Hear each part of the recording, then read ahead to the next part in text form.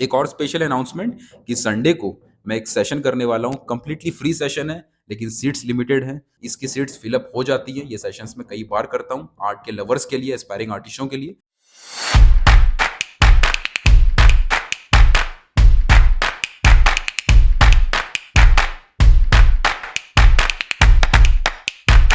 हे family, आज की इस वीडियो में ये बात नहीं करेंगे कि ग्रिड को कैसे इस्तेमाल करते हैं, कि किसी ड्राइंग को ग्रिड में कैसे बनाते हैं। उसके ऊपर तो आपको हजारों वीडियो यूट्यूब में इधर उधर मिल जाएंगे, वो बहुत बेसिक लेवल की बात है। आज समझेंगे कि ग्रिड का एक अलग पहलू, अलग पर्सपेक्टिव से ग्रिड को समझेंगे, सो दैट जो बहुत सारे सवाल आते हैं वो सारे आपके क्लियर हों, आपको एक डीपर अंडरस्टैंडिंग मिले, ताकि आप अलग अलग चीजों में उलझो नहीं। कोई आपको बोल दे ग्रिड चीटिंग है तो आप उसकी बात सुनने लग जाओगे, कोई बोल दे ग्रिड चीटिंग नहीं है तो आप उसकी बात सुनने लग जाओगे, कोई बोल दे ग्रिड से ज्यादा इंपॉर्टेंट फ्री हैंड है तो आप बोलोगे हाँ ये भी सही है, कोई बोलेगा कि फ्री हैंड तो ग्रिड का पार्ट है तो आप उसमें कंफ्यूज हो जाओगे।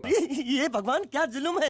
तो अलग अलग चीजें जब आप सुनोगे और कंफ्यूज इसलिए आप होते हो क्योंकि आपका बेसिक लेवल की अंडरस्टैंडिंग क्लियर नहीं है। आज इस वीडियो में कुछ बेसिक लेवल की बात करेंगे, डीपर लेवल की बात करेंगे, सो दैट इसी अंडरस्टैंडिंग को जब आप आर्ट के बाकी चीजों में इंप्लीमेंट करोगे तो आपको अलग अलग चीजें सुननी नहीं पड़ेगी हर किसी से। आप खुद ही अंडरस्टैंडिंग कर पाओगे किसी भी कॉन्सेप्ट के ऊपर। ओके, आपकी अंडरस्टैंडिंग खुद ही विकसित हो जाएगी, खुद ही आप चीजों को समझने योग्य बन जाओगे। बहुत ज्यादा चीजों की पढ़ाई नहीं करनी पड़ती है जब आपकी ऑब्जर्वेशन बहुत तगड़ी हो जाती है। देखो, ग्रिड मोटा मोटी जो उसका कॉन्सेप्ट क्या है, हमने एक फोटो ली, ठीक है, एक फोटो ली, यहाँ पे आप देख रहे हो। इस फोटो को हमने ग्रिड में डिवाइड कर दिया। अब यहाँ पे जो ग्रिड में हमने फोटो को डिवाइड किया वही सेम लाइंस मैं अपने पेपर पे बना लूंगा, ठीक है। अब क्योंकि पूरी पूरी की पूरी फोटो छोटे छोटे बॉक्सेस में बंट गई है, अब हर एक बॉक्स के अंदर क्या ड्राइंग है, हर एक बॉक्स के अंदर कौन सी पिक्चर है, उसको मैं अपने पेपर पे उसी बॉक्स के हिसाब से बनाता जाऊंगा। और इसी तरीके से मेरे लिए बहुत आसान हो जाएगा इस पिक्चर को अपनी ड्राइंग में कन्वर्ट करना, ड्राइंग में बनाना ग्रिड की मदद से। पूरा बेसिक कॉन्सेप्ट ये है। लेकिन अब बहुत सारे लोग जो सवाल पूछते हैं कि ग्रिड क्या चीटिंग है, क्योंकि ये तो बहुत इजी कर दिया ड्राइंग को, आपने तो सिर्फ कॉपी कर लिया। ओके, इतना इजी करके कॉपी कर लेता हो तो कोई भी कर लेता, तो क्या चीटिंग है, इससे तो हमारा स्किल डेवलपमेंट नहीं होगा। ग्रिड और फ्री हैंड में डिफरेंस क्या है, फ्री हैंड में तो हम डायरेक्टली बनाते हैं, कुछ ग्रिड्स का इस्तेमाल नहीं होता। ये वो ऐसी वैसी बातें बहुत सारी आती हैं और लोग कंफ्यूज होते हैं।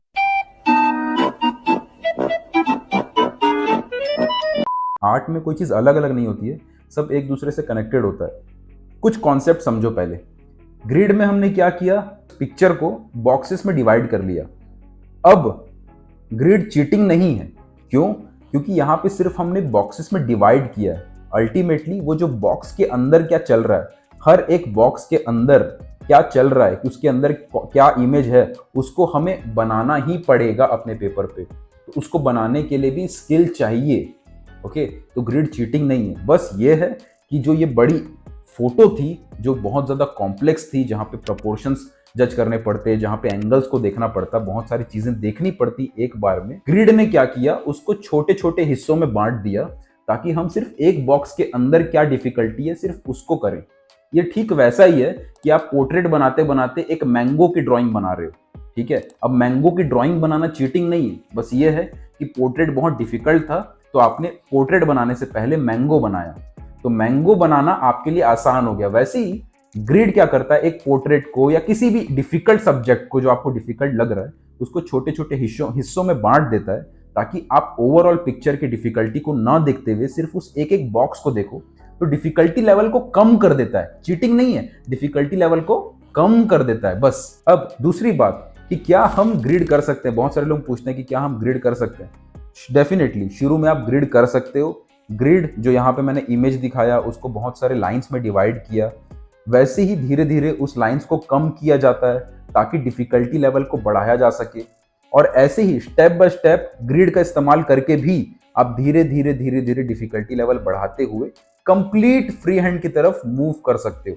तो ये ग्रिड चीटिंग नहीं है, बस एक स्टेपिंग स्टोन है, एक सीढ़ी का एक पायदान है जिसके ऊपर पैर रख के आप आगे बढ़ जाओगे और आगे बढ़ते बढ़ते आप कंप्लीट फ्री हैंड की तरफ मूव करोगे। तो चीटिंग नहीं है, एक रास्ता है, उससे गुजरते हुए आपको आगे बढ़ना है। इसलिए ग्रिड पे रुकना भी नहीं है। बहुत सारे लोग ये भी मिस्टेक करते हैं कि जिंदगी भर ग्रिड में काम करेंगे क्योंकि उसी से अच्छा बन रहा है। प्रॉब्लम ये हो जाती है कि आप धीरे धीरे अपनी डिफिकल्टी लेवल को बढ़ाते नहीं हो। ये जो ग्रिड्स में लाइंस बनी हुई हैं उसको धीरे धीरे कम नहीं करते हो, जिसकी वजह से आप फंसे रह जाते हो ग्रिड के अंदर। ठीक है, तो धीरे धीरे डिफिकल्टी लेवल को बढ़ाना भी है और ग्रिड को चीटिंग ना समझते हुए इसका इस्तेमाल करना है, इसको समझ लेना है कि क्या होता है, क्यों होता है, कैसे होता है, फिर आगे बढ़ना है। एक और चीज, ये वाला पॉइंट आपको किसी ने नहीं बोला होगा कि ग्रिड भी फ्री हैंड है। आपने अक्सर ये सुना होगा कि फ्री हैंड अलग होता है, ग्रिड अलग होता है। ओके, वो बोलने के लिए बोला जाता है, लेकिन ग्रिड भी फ्री हैंड है। वो कैसे? अब जब मैंने ग्रिड यहाँ पे इस्तेमाल किया इस पिक्चर के ऊपर और छोटे छोटे बॉक्सेस में उसको बांट लिया, अब भूल जाओ कि इसमें बहुत सारे बॉक्सेस है। चलो देखते हैं कि सिर्फ इसमें एक बॉक्स है, यहाँ पे सिर्फ एक बॉक्स है।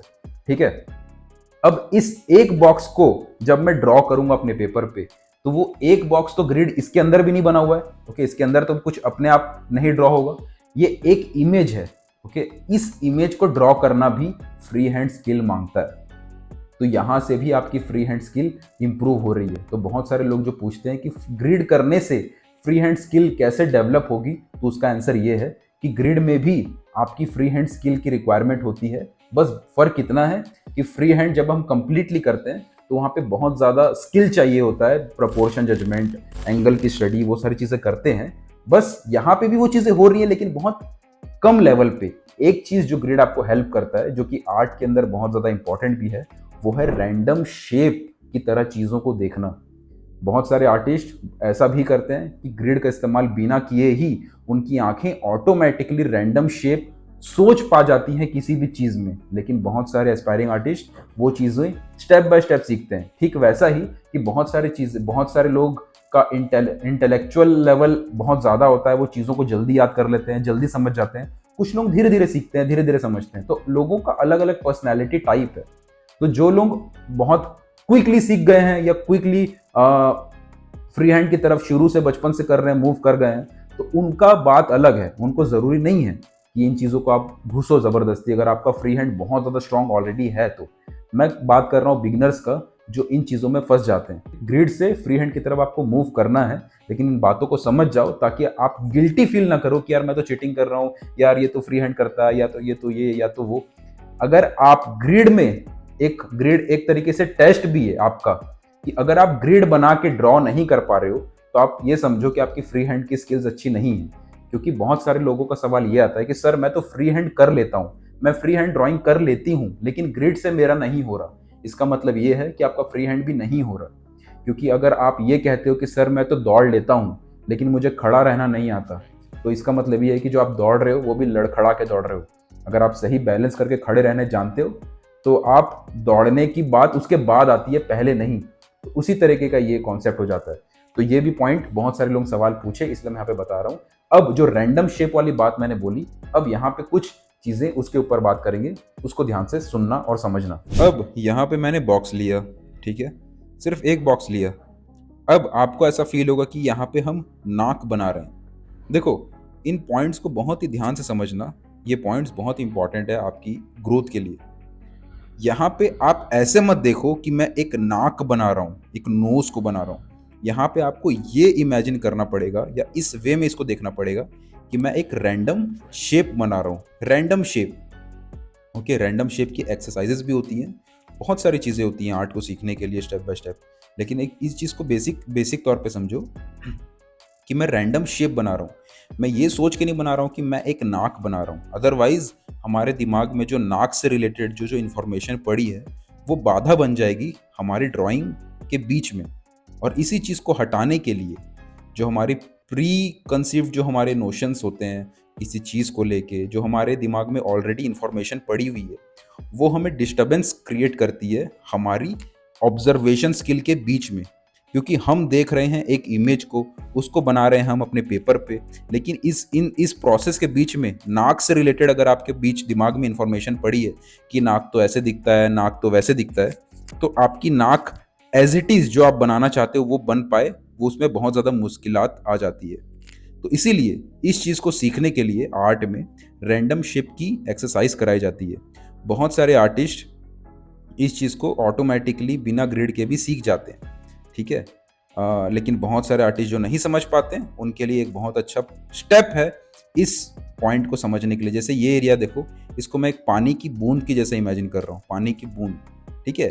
नाक को भूल जाओ कि अभी हम नाक बना रहे हैं, अभी हम रैंडम शेप बना रहे हैं, जो हमें फील हो रहा है हम वो बना रहे हैं। जैसे एक क्लास में कोई स्टूडेंट होता है जिसको मैथ की प्रॉब्लम बहुत इजीली समझ में आती है। मैं तो बिल्कुल भी अच्छा नहीं था मैथ में। यहाँ पे देखो एक रैंडम शेप बना रहा हूँ, इसको मैं मछली के जैसा फील कर रहा हूँ। मान लो एक मछली है, छोटी सी मछली तैरती हुई नाक के बीच में आ गई, तो हम नाक नहीं बना रहे हैं, हम बना रहे हैं एक छोटी सी मछली। तो ये एक एब्स्ट्रैक्ट कॉन्सेप्ट है कि हम ना कुछ भी सोच रहे हैं अपने दिमाग में, फनी चीज़ें या कुछ भी चीज़ें, ताकि हम इस चीज़ से हट जाएं कि हम नाक बना रहे हैं, हम ये समझे कि हम कुछ भी बना रहे हैं जो हमें फील हो रहा है। तो मैथ का प्रॉब्लम किसी किसी बच्चे को फटाफट समझ में आ जाता था, किसी किसी को धीरे धीरे समझ में आता था। और ये हर फील्ड में होता है, हर एक चीज़ में होता है। कोई स्टूडेंट होता है जो फटाफट से चीज़ों को समझ लेता है, उसके बहुत सारे फैक्टर्स होते हैं, बायोलॉजिकल फैक्टर्स होता है, उसकी जीन्स होते हैं, ओके, उसकी इंटेलेक्चुअल लेवल किसी का ज़्यादा होता है, किसी का कम होता है। लेकिन इसका मतलब ये नहीं है कि कोई और दूसरा बच्चा नहीं सीख सकता। प्रॉब्लम ये होती है कि हम जब ईगो पे ले लेते हैं बात कि यार हम तो इंटेलिजेंट बच्चे में से आते हैं, ओके, हम एवरेज थोड़ी हैं, हम तो फटाफट सीख जाएंगे। तो फिर हम डायरेक्ट डिफ़िकल्ट चीज़ों को ट्राई करते हैं और ईजी चीज़ों को दरकिनार कर देते हैं, उसको इग्नोर कर देते हैं, जिसकी वजह से हमारा स्टेप मिस हो जाता है और हम फिर डिफ़िकल्ट चीज़ में कन्फ्यूज़ होकर रह जाते हैं, फिर हम सीख भी नहीं पाते हैं। जबकि अगर हम थोड़ा सा पीछे हट के स्टेप बाय स्टेप धीरे धीरे चीज़ों को समझ के सीखते, तो जो बच्चा फटाफट सीख ले रहा है हम उसको आगे, उसको पीछे भी छोड़ सकते थे। ठीक खरगोश और कछुए की कहानी की तरह, ओके, कि हम धीरे धीरे, अगर कोई फास्ट भाग रहा है उसको भी हम पीछे छोड़ सकते हैं अगर हम धीरे धीरे चलते रहें और बहुत लंबे समय तक चलते रहें। तो वैसे ही ये ग्रिड जो है हमें रैंडम शेप को इमेजिन करने में हेल्प करता है। बहुत सारे लोग इस चीज़ को बिना ग्रिड को बिना किए भी रैंडम शेप को समझ पा जाते हैं, सीख पा जाते हैं, तो वो उतना ग्रिड उनके लिए, उनको ज़रूरत नहीं पड़ती है। लेकिन बाकी लोग जो बिगिनर हैं, जैसे कई सारे लोग बोलते हैं कि सर आर्ट तो एक ऐसा चीज़ है जो पैदाइशी होता है, हर कोई नहीं सीख सकता। हर कोई सीख सकता है, लेकिन हर किसी के लिए स्टेप्स बने हैं। चीज़ों को अगर आप बेसिक लेवल पे समझोगे, जैसे कि रैंडम शेप वाली चीज़ें हैं, इसको अगर आप इस तरीके से समझोगे तो ग्रिड आपको हेल्प करेगा। तो बहुत सारे लोग सोचते हैं कि आर्ट हर किसी के लिए नहीं है, आर्ट तो ऐसी स्किल है जो पैदाइशी होती है, बट ऐसा नहीं है। आर्ट एक स्किल है और कोई भी स्किल हर एक पर्सन सीख सकता है। हाँ, बहुत सारी चीज़ें होती हैं जो अलग अलग लेवल पे लोगों को अलग अलग डिफाइन कर देती हैं, अलग अलग लेवल पे लोग पहुंच पाते हैं, वो चीज़ें अलग है। लेकिन जब मैं बात करता हूँ आर्ट स्किल्स के बारे में, ड्राइंग को कर पाने के मामले में, एक अच्छा आर्टवर्क बना पाने के मामले में, एक अच्छी पेंटिंग बना पाने के मामले में, तो ये एक स्किल है, हर कोई सीख सकता है। और ये वो चीज़ें होती हैं जब आप सीखने की जर्नी पे निकलते हो, तो कोई डायरेक्टली सीख जाता है, कोई स्टेप बाय स्टेप सीखता है, चीज़ों को समझ समझ के सीखता है। तो ये जो चीज़ मैंने बताई रैंडम शेप वाली बात, ये एक तरीका है उन लोगों के लिए जो लोग बहुत जल्दी आर्ट को ग्रैब नहीं कर पा रहे, ड्राइंग को इम्प्रूव नहीं कर पा रहे, स्किल को इम्प्रूव नहीं कर पा रहे। तो ग्रिड का इस्तेमाल आप इस नज़र से भी कर सकते हो कि ग्रिड के छोटे छोटे बॉक्सेस हमें चीज़ों को रैंडम शेप के रूप में देखने में हेल्प कर रहे हैं। और जब आप चीज़ों को रैंडम शेप के रूप में देखने में सक्षम हो जाएंगे, धीरे धीरे ग्रिड की डिफिकल्टी का लेवल भी बढ़ेगा और आप धीरे धीरे फ्री हैंड की तरफ ऑटोमेटिकली मूव होंगे। और जहां पे आप फ्री हैंड भी जब आप बनाओगे, जहां पे कोई ग्रिड की लाइंस नहीं होगी, वहां पे भी रैंडम शेप की तरह चीज़ों को आप देख पाओगे। जैसे यहाँ पे अगर मैं अपने चेहरे को बना रहा हूँ, सेल्फ पोर्ट्रेट कर रहा हूँ, तो मैं रैंडम शेप की तरह ये चेहरे को देखूंगा, ये नहीं सोचूंगा कि चेहरा ऐसा दिखता है। मैं रैंडम शेप की तरह लूंगा कि एक लाइन है, एक कर्व है, एक लाइन ऐसी है, एक लाइन वैसी है, तो बस कोई शेप है जिसके बारे में हमें कुछ नहीं पता और उसको हम बना रहे हैं। वही वाला थॉट प्रोसेस ये ग्रिड छोटे रूप में आपको सिखा देता है। तो ये वाली चीज को समझना बहुत जरूरी है। और ऐसे ही आर्ट में जो भी चीजें सिखाई जाती है, कॉन्सेप्ट्स हैं, हर चीज के पीछे का रीजन है कि क्यों उसको ऐसे बनाया गया और क्यों उसको ऐसे किया गया, ताकि आपकी डेवलपमेंट में उसका हाथ हो। तो ये चीजों को समझ जब जाते हो तो आप इन सब लाइन से मुक्त हो जाते हो कि ग्रिड चीटिंग है क्या, कि फ्री हैंड और ग्रिड में डिफरेंस क्या है, क्यों ये अलग है, क्यों ऐसा है, क्यों वैसा। इन सब चीज से आप परे होके जो लर्निंग चीज है, जो चीज से आपको कुछ सीखने को मिल रहा है, जिससे आपकी जर्नी जिसमें आपको पहुंचना है, आपको कंप्लीट फ्री हैंड की तरफ जाना है, जो कि एक आर्टिस्टिक क्वालिटी है, जहां पे हम कंप्लीट फ्री हैंड की तरफ, फ्री हैंड चीजों को बनाते हैं, पोर्ट्रेट बनाते हैं, फिगर बनाते हैं। आपका गोल वो है, जाओ, no problem. But direct jump करोगे तो बहुत सारे लोग जो शुरू से जिनका स्किल या शुरू से जिनका उसके ऊपर क्वालिटी है। बहुत सारे लोग जैसे जेनेटिकली बहुत ज़्यादा चीज़ों को ग्रैब कर लेते हैं, वो लोगों को देख के कंपेयर करोगे अपने आप को तो आप लड़खड़ाओगे। तो आप चीज़ों को समझ समझ के स्टेप बाय स्टेप समझ के चलो, तो आप बहुत ज़्यादा चांस है कि आपकी स्किल की डेवलपमेंट ओवर ए पीरियड बहुत फास्ट आपको फील होगी। तो आई होप कि आपको ये लेसन अच्छा लगा हो। तो कमेंट सेक्शन में बताइएगा कि ये वीडियो आपको कैसी लगी, सो दैट ऐसी और वीडियोस मैं बनाने के बारे में सोच सकूं।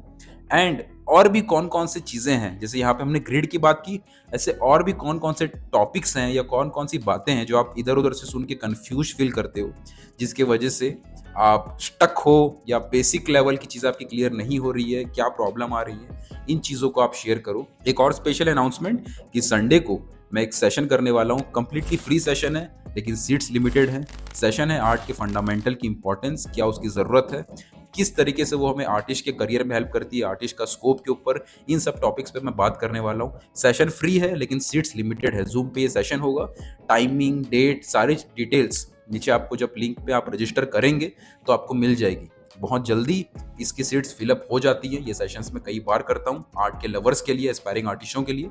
तो सीट्स क्योंकि हम बहुत लिमिटेड रखते हैं तो बहुत जल्दी फिलअप हो जाती है। अगर अभी आप इस वीडियो को देख रहे हैं तो मेक श्योर कि आप तुरंत रजिस्टर करें, और जब ये सेशन होगा उस सेशन में 5 मिनट पहले से आ जाएं, क्योंकि जो शुरू के 500 लोग सेशन को अटेंड करने आते हैं सिर्फ वही लोग एंटर कर पाते हैं, बाकी लोग ऑटोमेटिकली रिमूव हो जाते हैं। और ये सेशन बहुत ही ज़्यादा इंपॉर्टेंट इसलिए भी है क्योंकि जितने भी एस्पायरिंग आर्टिस्ट हैं जो एक्चुअल में आर्ट में सीरियस है और आगे बढ़ना चाहते हैं, ये सेशन उनका माइंड को क्लियर कर देता है कि किस वे में आगे बढ़ना है, क्या क्या चीज़ों पे काम करना है, क्या स्कोप हो सकता है, किस लेवल पे वो काम कर सकते हैं, ताकि उनको क्लैरिटी मिल जाती है और बहुत ज़्यादा स्पीड में और सही डायरेक्शन में ग्रो कर पाते हैं। नीचे लिंक दिया गया है, रजिस्टर ज़रूर करिएगा। और सेशन में मैं आपके साथ बहुत सारी चीज़ें शेयर करने के लिए सुपर एक्साइटेड हूँ। Thank you so much for watching this video. Take care everybody, love you all.